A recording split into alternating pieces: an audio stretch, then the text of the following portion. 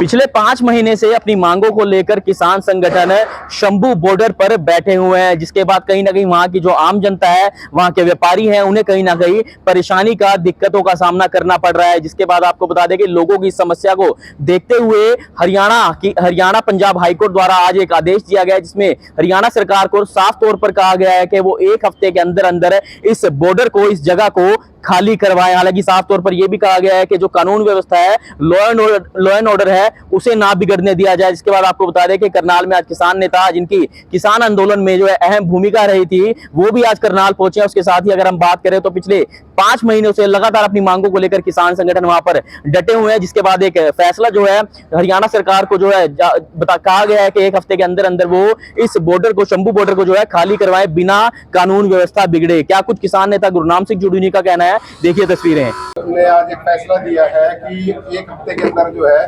वो रोड खाली होना चाहिए। देखिए, इसमें दोनों तरफ की बात है। अब एक बात तो ये है कि कई बार हम मजबूर होते हैं कि हम क्या करें, हमें सड़क पे बैठना पड़ता है।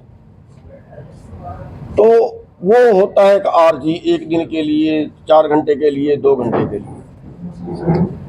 जो परमानेंट रुका हुआ उसके हम भी पक्ष में नहीं है कि परमानेंट रोड रुके, लोगों को तकलीफ हो। किसान आंदोलन कभी लोगों के खिलाफ नहीं होता, सरकार के खिलाफ होता है। सरकार को परेशान करने के लिए होता, लोगों को परेशान करने के लिए नहीं होता। लोग तो हो रहे हैं परेशान। हाँ, हो रहे हैं। तभी तो अगली बात बता रहा हूँ ना कि इस रोड को जाम किया है गवर्नमेंट ने, बैरिकेड तो सरकार ने लगाया है। सरकार को बैरिकेड खोल देना चाहिए। और जब वो आए हरियाणा में, अगर आंदोलनकारी हरियाणा में आए तो उनको गिरफ्तार कर सकते हैं, उनको जेल में डाल सकते हैं, जो भी कानून कहे। वो तो कहा रास्ता देने के लिए कहा है किसानों को। किसानों ने भी कहा है कि हम दिल्ली जाएंगे। मैं ये कह रहा हूँ कि ये कहते हैं ना भी ट्राली लेकर दिल्ली नहीं जा सकता। भाई अगर रोकना है तो रोकने का तरीका ये थोड़ी है कि सड़क पे दीवार कर दो, कील गाड़ दो, सड़क पे दीवार कर दो, सड़क पे कील गाड़ दो। ये रोकने का तरीका कोई लोकतंत्र में नहीं है, किसी कानून में नहीं है। और मैं इस पक्ष में भी हूं, मैंने पहले भी मैं बयान दे चुका हूं कि सरकार को आंदोलनकारियों से बात करके, अगर कोई ये भी है कि कहीं दोनों तरफ से जिद है और वो जिद पुगानी है, अरे भाई एक रोड खोल दो, उनको एक रोड पे बैठने के लिए मना लो, ये भी एक तरीका है। इससे वाकई जो आसपास के लोग हैं वो बहुत परेशान हैं, क्योंकि मेरा गांव, जो पहला गांव है ना, वो वहीं पड़ता है, शंभू के बिल्कुल पास में है मर्दापुर गांव। मैं 7वीं क्लास में वहीं पढ़ता था, मैं भी अम्बाड़ा पढ़ता था, बस में आता था, ट्रेन में आता था। तो उस एरिया का सारा कारोबार जो है वो अम्बाड़ा में है। वाकई वो बहुत परेशान एरिया है और अम्बाड़ा का कारोबार भी उससे प्रभावित हुआ है। हम इस पक्ष में है रोड खुलना चाहिए, लोकल लोग भी इस पक्ष में है रोड खुलना चाहिए।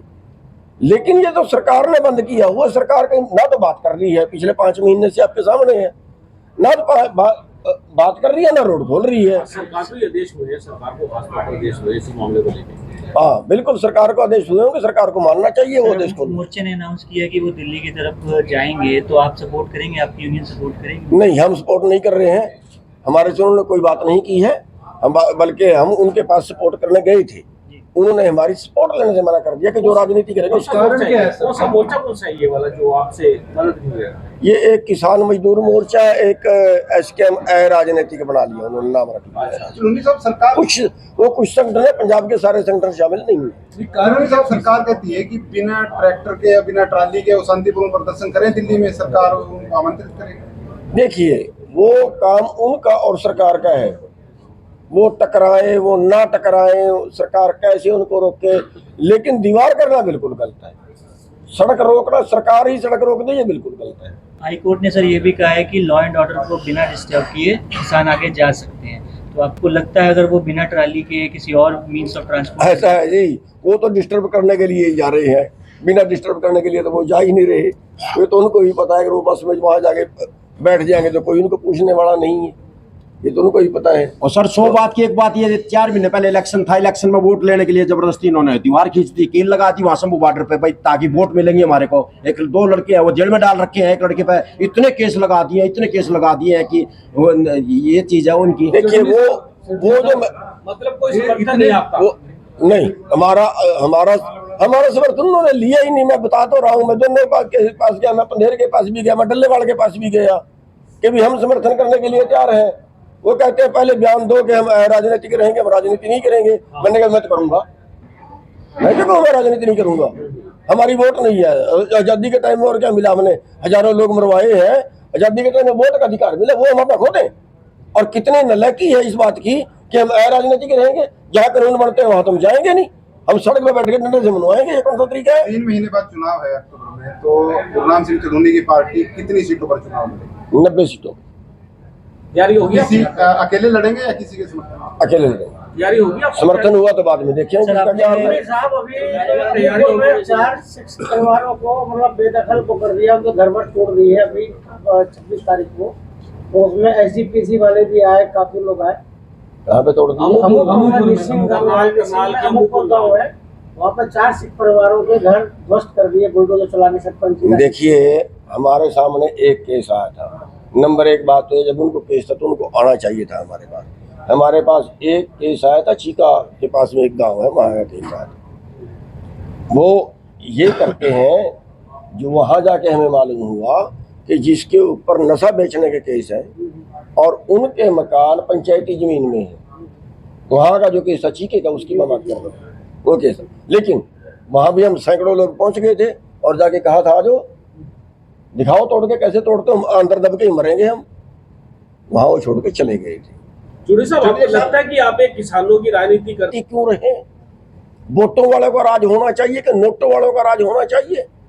पैसे से सत्ता और सत्ता से पैसा, ये देश चलेगा क्या? 23 करोड़ लोग आज भूखे मर रहे हैं, 107वें स्थान पे पहुंच गया भुखमरी में हमारा देश। इन पापी राजनेताओं ने बचाया ना। इसलिए अगर अच्छे लोग राजनीति में नहीं जाएंगे तो बुरे लोग आपके ऊपर शासन करेंगे। चाणक्य ने कहा है, जिन्हें कहा है राज बिना ना धर्म चले है। हरमंदिर साहब के अंदर एक निशान साहब सत्ता का है, एक निशान साहब धर्म का है।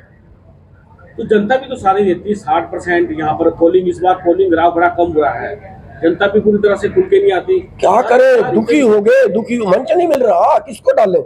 ये भी चोर वो भी चोर, किसको डाले? फिर वो सोचते हैं तो डालने नहीं जाते। नोटा का भी तो है, उसका परसेंटेज है नोटा का। जी नोटा का परसेंटेज है, नोटा में वोट। मैं ये कह रहा हूँ नोटा में डालने से क्या होगा, क्या होगा? नोटा पे डालना या ना डालना एक ही चीज है, आपकी नोटा पे डालना।